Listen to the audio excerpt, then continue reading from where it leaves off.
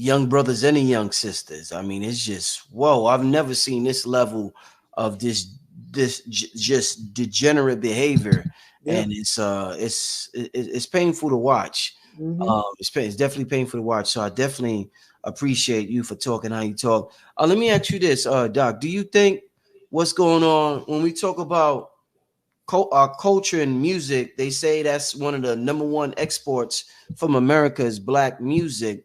What's going on with P. Diddy right now? Oh, Is this did he upset somebody, or is this just a sign that distraction. it's a distract? Talk to me. Distraction, man. Talk to me, Doc. First of all, who told you about P. Diddy back in New York, right there in what is it, Long Island University, when I called him P. Diddy, and I told you that he was gay, and I told you he was when he had the little dog with him, and I told you all about that a long time, and the people who were around him knew all about this. P. Diddy is to actually distract you because they're appealing to a certain type of people who like gossip. I don't mind listening to what it is that they talk about P. Diddy. Well, who gives a royal rat's ass about him? Are you going to get paid by these people that is outing P. Diddy? Are you going to get paid because you I mean, there's people going in there and they say, oh man, look at this. Oh, I knew it. They're keeping your attention on things that is irrelevant. It's the past. It don't mean a damn thing right now. And the problem is, if you were to listen to some of your people, if you were to sit back and start listening to Earth, Wind, and Fire talk about their legacy, when you start talking to the people who have put down music, that James Brown, all these people who put the music down that everybody, the whole goddamn world is funking to. You heard them talking, they talk about the music. They'll talk about the hard times of getting that song right and so forth. What do they do about in the barbershop talks? Oh man, yeah, when what's his name? What's the name of that big hulking Neanderthal son of a bitch that was dealing with Death Row Records? What's his name? Suge Knight. Yeah, when Suge Knight came in there with his cigar and shit, sucking on a black dick. You know, people don't understand what that big cigar was. Francis Cress Welsing told you what it was. Right. And all, so yeah, man, everybody was fearful of him and all this kind of stuff. And who cares about, who killed who got creds in the hood because they were in jail? That was not how we thought about music. Your creds didn't come from you, who you killed. And everybody now Crip walk. Let's do the Crip walk. What the fuck is that? Yeah. Doc did the Crip. Oh man, you too much, Doc. Yeah, but I'm saying, what the hell is the Crip walk? We've idolized gangsters. You too much, man. Everybody, and they're giving you 1 to 10. They're holding up thick placards. 5, 10. They even got white boys doing the Crip walk. Oh man, you too it's much. Ridiculous. Why are we even thinking about hoods and gangsters and all this crap? What have they done? Except pollute the minds of our people. Right. And now look at what it has become, this mumble rap crap that they talk. Our progenitors, the people who brought black music to a place of sophistication, are rolling over in their graves. They done rolled out the cemetery. It's sickening. Really sickening. And now we've got the women. They've prostituted the women. They've turned them into hoes on stage. They're sluts. And why do you think they keep pushing them out there? They're degrading women. This is, you men, you just degrade us women. You degrade your damn selves. You degrade your damn selves. You know that. But anyway, I'm just an old man sitting on a rocking chair on the porch and calling all your bullshit out to you. I've been there, done that, got the t-shirt. You know it. I got a whole lot of t-shirts, and this is just me telling you what my life is about and has been about for the last 72 years. I ain't all that. I'm not perfect. I'm seeking perfection. But I can tell you what you're doing wrong. And this shit that you all are calling music, God. Go back and start playing some real music. Calm yourselves. Maybe that's the reason why you can't get to your subconscious, because you're listening to all that shit. Doc, man, wow. Wow, we needed this tonight. We needed this tonight. You got everybody hyped about this webinar. If this was a preview, this was just a sneak peek into what you're gonna be kicking on January 14th. We ready? The link is pinned at the top of the chat. I want to thank you, Doc, for coming on here once again. Before we get out of here, any last message you want to leave? Because Doc will be back before January 14th. He'll be back one more time. Yeah. But for tonight, any message you want to leave the people with tonight for the rest of the year, December, the rest? Yes, by the end of the year, I would say to you, save your money, because all the money you spend on Christmas right now, all the money you spend on Kwanzaa, which was actually put together by a government snitch. You don't want to deal with Kwanzaa because your elders told you what Kwanzaa is really about. You want to deal with anything, just get with your people and celebrate the fact that the sun is getting ready to be born again. I'm not talking about the sun god. I'm talking about the sun that's up in the sky. Right now it's heading south, and it's going to stop there on the 21st and stay there down in the southern part of the flat earth, and then it's going to start its journey back up again. So what I'm saying to you is save your damn money. Don't get hooked into it. Keep your money and spend it on food. Spend it on food that you're going to need later on. Spend it on a weapon. Spend it on things that you know you're going to need later on, because it ain't going to get any better. Before it get better, it's going to get a whole lot worse. And that's real. I can't get any realer than that for you all. It's going to get worse. You see? And take your money out of the bank. If you got a substantial amount of liquid cash, get into XRP, take it off the grid and put it into the new money system, because it's the haves of the have-nots at this particular time. It's what you call, it's called compelled benefit. They're compelling you to act that way. You don't mint your own money. You don't make your own money. So you're under a slave system dealing with the dollar. So you got to know what to do with that chain that you got and where to actually hook it to so that you can get past this. This is a test. And anyway, like I said to anybody, if you got any problems that you have where the people are asking you to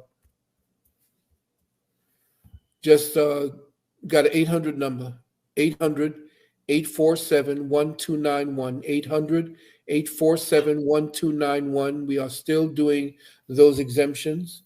And if you're having a problem getting into the links, make sure that you go up on our website at uksnow.org, uksnow.org, and you just click where it says register. What is it for the? To click the contact. Contact.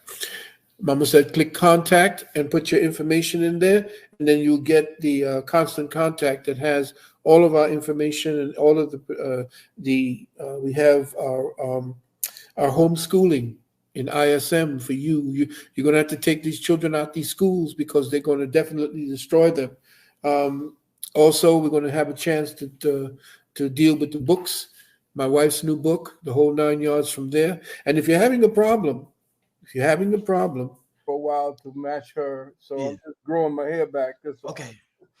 How's the queen doing, Doc? How's everything going? She's doing a lot better. Thanks for asking. She's, she's in rehabilitation right now, and we've been dealing with the trials, and she's come through with it. And her new book is going to be fire. How she went through the crucible. When the time comes, we'll let you know all about it. We're going to probably, do a show with her, and she'll tell you all about her experiences. And she's like she's my hero now, for what she had gone through. Praise, yeah. And she's a trooper, definitely. Them queens, they some powerful entities, huh? Oh yeah. They is when they're in their queendom, not when they're trying to get into our kingdom. Oh yeah. Ooh, there you go. We give honor and praise, bow, take a knee when they are in their queendom, and definitely. But she stood there. She rose to empress level, and came to that space where we had to cross over that divide, and she made it. Excellent. Excellent, my brother. Excellent. Well, you know, Doc, we got the workshop Blueprint for God Power 2. Yeah, man. Up Sunday. Powerful, brother. And I know you just want Doc's not going to be here too long. I'm gonna have guests come in and pop on for a little while.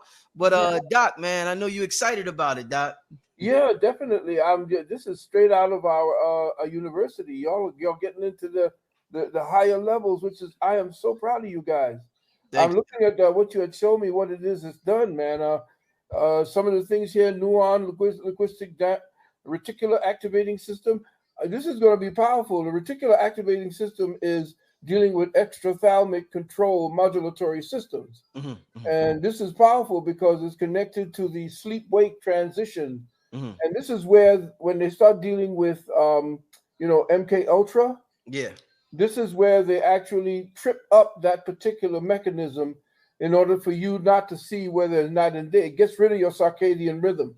So whatever it is they program into you at that particular time, you only know their reality. It takes away your natural reality, and that's when they can infuse a synthetic reality and control you. And then now you're speaking with my brother, Billy Carson, talking about the epigenetic code. All of these are connected directly to how they're mind controlling you through subtle systems that are broadcasting from all over the place at this point.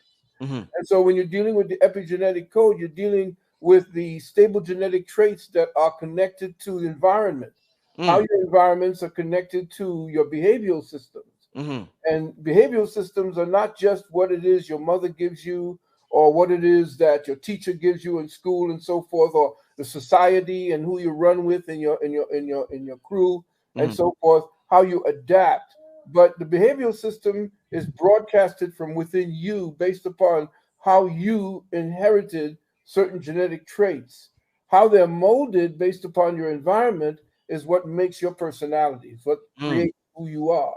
So you're touching upon the codings of consciousness, which is something that's very important, especially now we're getting ready to go into what's getting ready to throw down in the next 6 to 10 years, which is to take away all, in other words, scrub consciousness and then actually redefine what consciousness will be. And that's what the AI is doing right now. The AI is redefining what consciousness means and who God and what God will mean in the future. So this is what we do in our school as well, where we teach you how to actually recognize how your thoughts and the epigenetics of your coding from your family to how you're structured in the society, all of that. And you have to become more vigilant.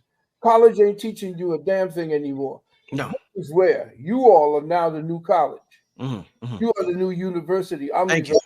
Oh, thank you, brother. You know what I'm saying? And this is where we have to be. We have to take it off this particular. We have to go off grid if you want to really know what the truth is. Right. But I commend you. I'm looking at what it is you have here. This is going to be powerful. People, listen. If you all want to get into the deeper mechanisms of consciousness and what it is that they have as the weaponry to attack your personal consciousness, to infuse a collective consciousness that they will orchestrate, get down with this particular program. I recommend it based upon what it is that I'm looking at here today. Basic personal kinesiology, how to deal with muscle memory and the whole 9 yards. I guess that's what it means. And also creating mind alters. This is what MK Ultra is based on. When you talk about trauma-based mind control, trauma-based mind control usually creates those alters. And when you get traumatic, the body doesn't want and the mind doesn't want to deal with that type of trauma. And when the mind doesn't want to deal with that trauma, it escapes into a place where we can deal with that trauma. So MK Ultra, and y'all are dropping some serious stuff here. Hemisync, getting both sides of the brain, left and right hemispheres to actually connect and sync up. And the quantum jump. Yeah, you're going. Listen, tune in. I mean, I wish I had more time to get into this because this is right down my alley. But I'm brothers. You know, it's time. I mean, after doing this for the last 35, 40 years and seeing it become a curriculum. Oh yeah. Oh yeah. Y'all get busy and get with this brother. This definitely is going to be a monster. Yeah, I knew this would be something you would appreciate. You've been tapped into so many sciences throughout the last 3 decades. You've taught us about so much. So to see other teachers teaching from different angles and different perspectives, I know, and reach the masses. I know that makes you happy, Doc. Oh man, I feel like a proud father. You know? You know, I'm sitting back on my rocking chair and saying, "Well, those goddamn kids finally got it." I love you guys, man. Thank you so much for making it. You know what this does to me, beloved?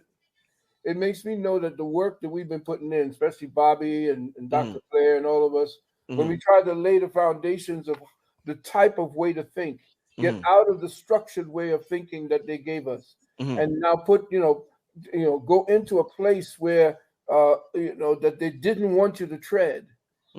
You guys picked up on that because we could be a bunch of three, the three amigos, me, Robbie, Delbert, and a number of others who just came along after us.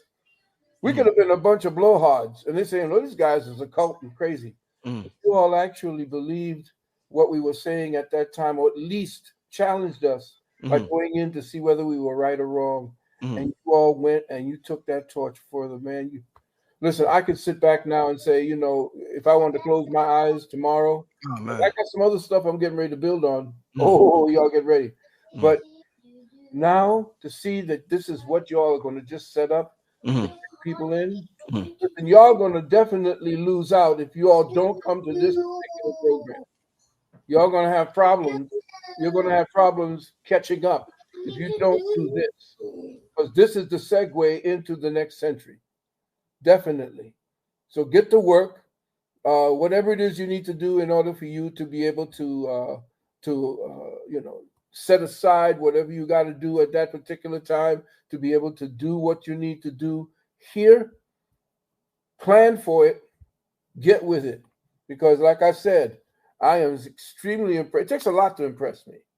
And I'm extremely impressed with the subject matter that's going to be talked about here. Because this is the stuff that I've been talking about for the last 35 years. And I'm loving the fact that this is going to be a matter-of-fact discussion that everybody's going to be in. And you know what?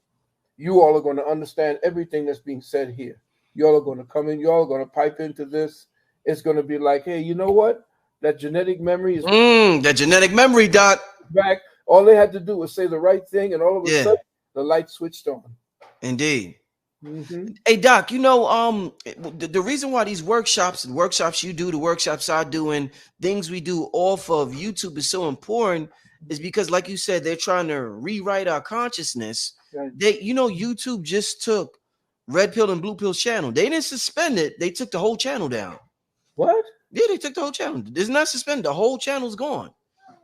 Yeah, they terminated the channel. Yeah. So they're they doing, and what's going on over there. I'm not going to say the name, but the thing that's going on right now across seas. Yeah. That right there, they're like, they acting real funny about people talking about that. So when we do these workshops, we tap into certain things, it's important. So listen, that's exactly what my next webinar is going to be about. I am going to drop a serious megatonnage of what this whole thing is going to be about, what's happening over there, just not north, not south, not west, but the next of us, that part of us. In other words, whatever it is that is happening in the world today, it's not what you see. It's going to come to everything's coming to the surface right now. Everything's coming to the surface. And it's time that everybody comes to knowledge of what's really going on. And give me a couple of months. Give me a month and a half, maybe so, because I'm putting everything together, and it's going to be a monster. Definitely. Having some technical difficulties with the little one part of me, y'all. All right, man. Listen. I know what it's like, bro. I tell you. Man. But Doc, listen, Doc, I definitely appreciate you for coming on. Hey, I know you got things to do. I want you to go ahead and do your thing, Doc. And we're gonna see you soon. I'm gonna have you on probably next week because I know you got stuff you want to announce, and me and you got stuff we're doing on Patreon. So yeah, take care, Doc. I appreciate you for coming on the show, Doc, and I'm gonna talk to you soon, my brother. You take care, everybody. Bye, family. Take care. That it's better for us not to do, and that is not to skip your yearly appointments. I started to say monthly, but really once a year, get your blood checked out. I don't care who you are.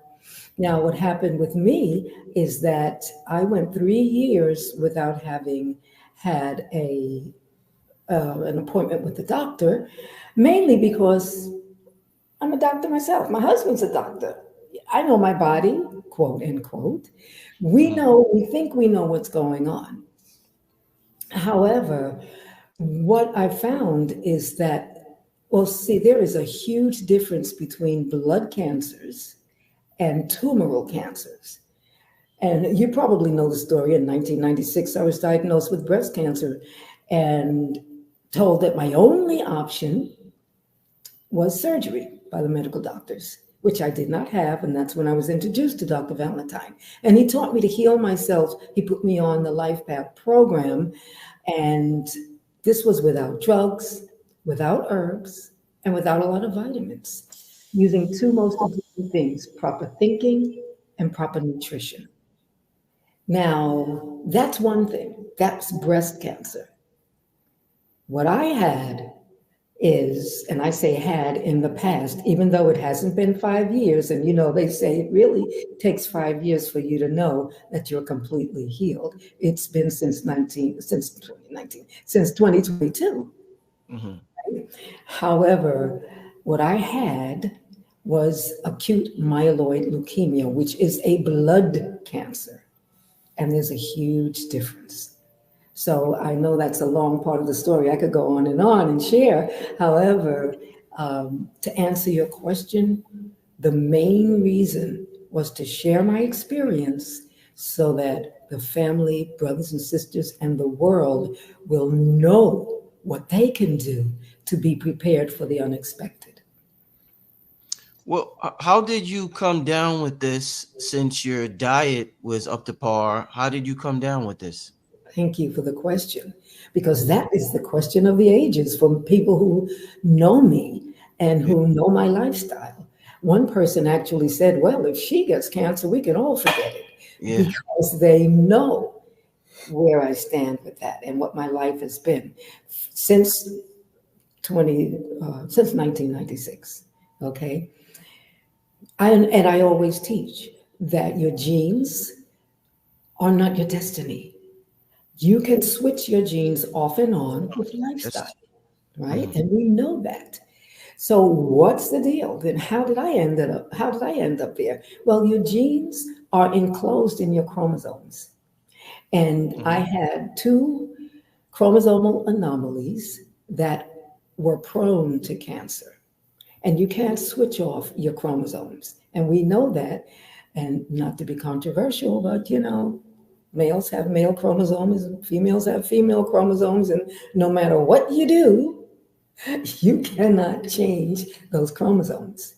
Now, the other question is, why did this happen then? And that's the main part of this. Because, okay, I was prepared in one way, and I'll explain that later as we get to more questions, However, the thing is that when you have an issue going on subconsciously, spiritually, metaphysically, biopsychically, you better find out what that is. Because if you've got anything negative, if you've got anger, hate, an unforgiving spirit, if you've got guilt, any one of those things can be harbored in your subconsciousness. And the reason I point subconsciousness is because I didn't even know I still had this going on, but my spirit knew. And there was a reason that it took hold. So that's how this happened. That's really the bottom line, the metaphysical behind it. The part the fact that your thoughts are really your emotions and your thoughts are very much, very much together, right? And your emotions are far more powerful than your thoughts. And as husband says, are you thinking your thoughts or are your thoughts thinking you?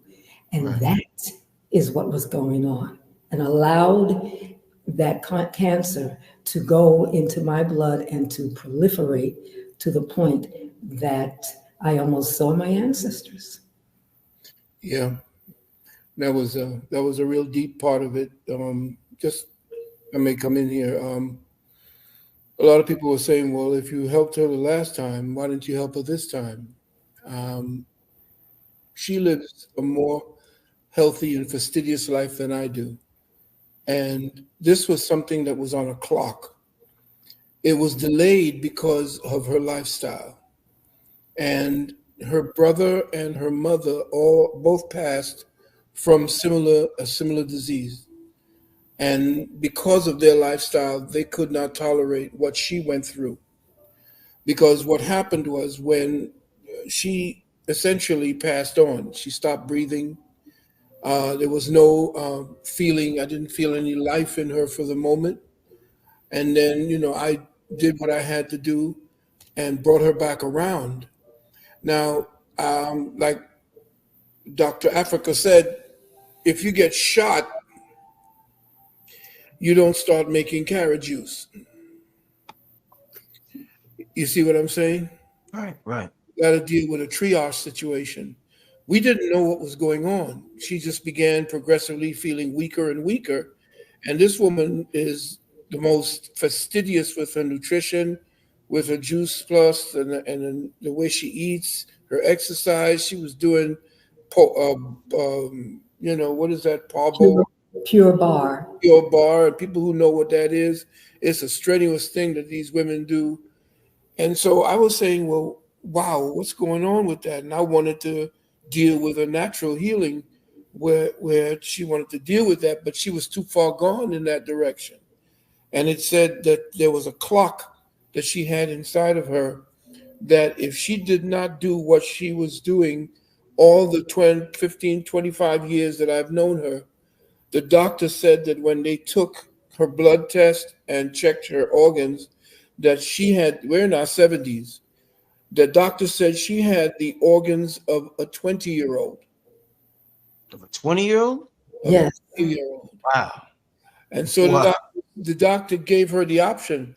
Do you want to take this medicine for the rest of your life?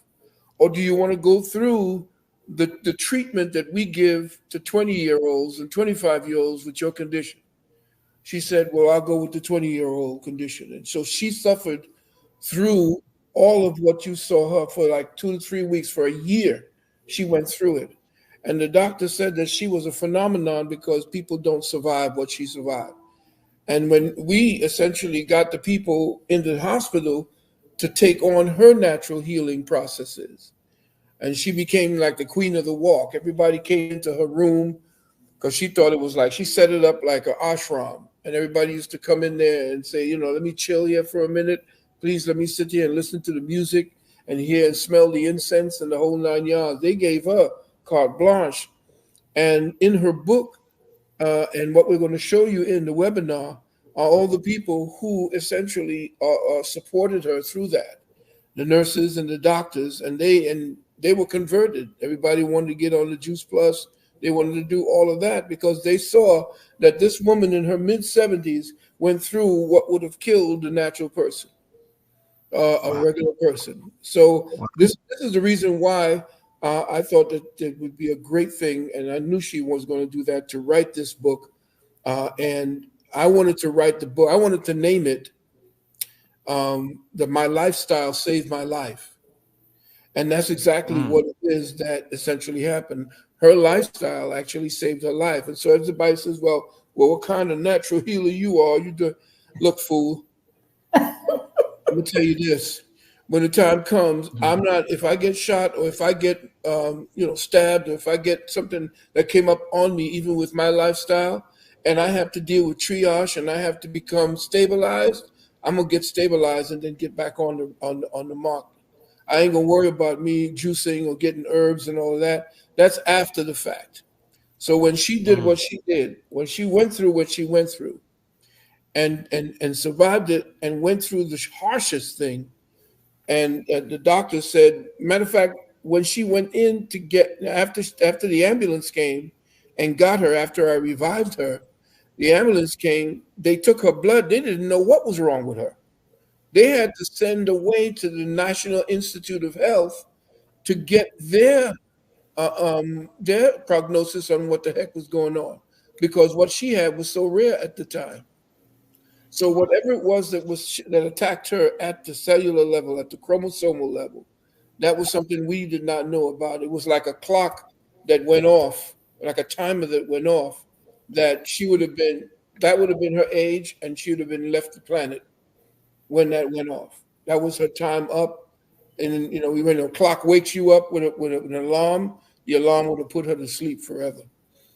Now, I'd like to clarify a couple of things. And I'm so glad that he shared this because this is the foundation of what was going on. Okay, so when I got to the hospital, they took my blood, obviously. Well, actually, they didn't take my blood. They were giving me blood because they said that my blood count was so low. They couldn't understand why I was alive. Okay. However, they said when a person comes into the hospital with this kind of condition, usually 35% of their blood is leukemic. And I want to make a strong differentiation between tumoral cancers and blood cancers. Very different. Like I said, when I had the breast cancer, he helped me heal it. Da, da, da. I've heard people say, well, I had stage 4 and I used these herbs. That's marvelous. That's wonderful. I have yet to hear of somebody who had blood cancers to this degree that I had it and survive at all with any kind of treatment. So they said usually a person has 35% of their blood being leukemic. When I arrived, 87% of my blood was cancerous. Damn. Almost 90% of my blood. That's why they didn't expect me. That's one reason they didn't expect me to survive. The second reason is that because of my age. And so I get to explain too, just a little more clarity or detail to what my husband was saying about why I made that choice. They said you might take this for the rest of your life, which, by the way, might be 2 years.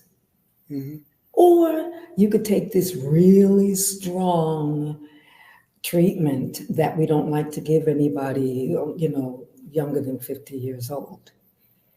And of course, to me, there was no option. Older than 50 years old, you mean? Yeah, right. Older than, older than 50.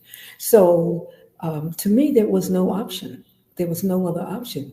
And originally, because of the way our minds think, originally when we first thought about it, we were saying, well, I can go to the acupuncturist,